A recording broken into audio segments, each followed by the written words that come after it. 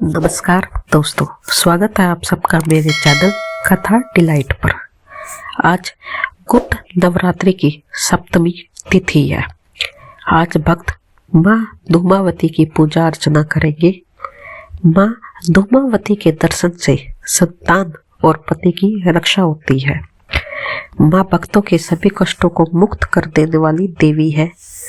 मान्यता है कि सुहागन महिलाएं माँ धूमावती का पूजन नहीं करती, बल्कि केवल दूर से ही माँ के दर्शन करती है।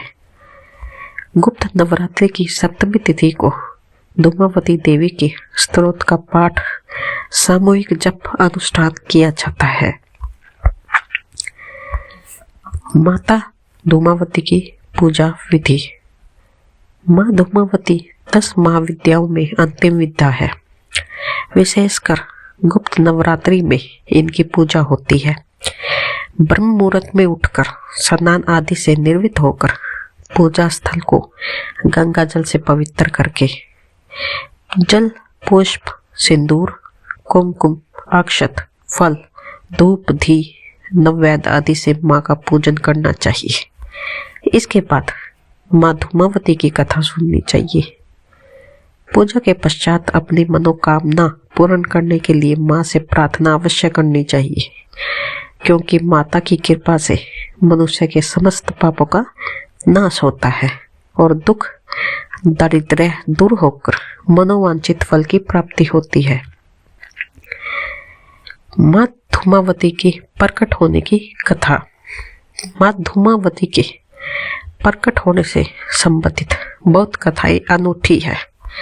पहली कहानी तो यह है कि जब सती ने पिता के यज्ञ में स्वेच्छा से स्वयं को जलाकर भस्म कर लिया था, तो उनके जलते हुए शरीर से जो धुआं निकला उसे धूमावती का जन्म हुआ। इसलिए वे हमेशा उदास रहती है, यानी धूमावती धुएं के रूप में सती का भौतिक स्वरूप है।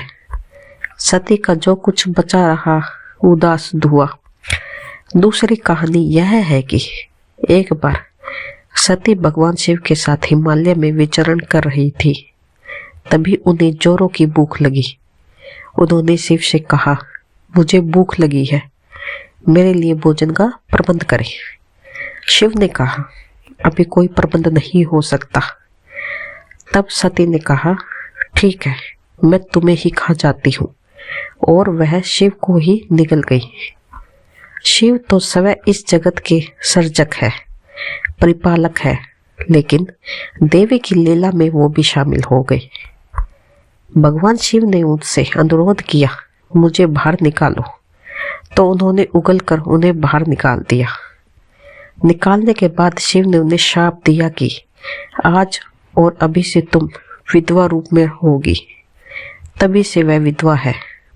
पुराणों में अभिशप्त, प्रतिज्ञप्त, भूख लगन और पति को निगल जाना, ये सब सांकेतिक प्रकरण है। ये इंसान की कामनाओं का प्रतीक है जो कभी खत्म नहीं होती, इसलिए वह हमेशा असंतुष्ट रहता है।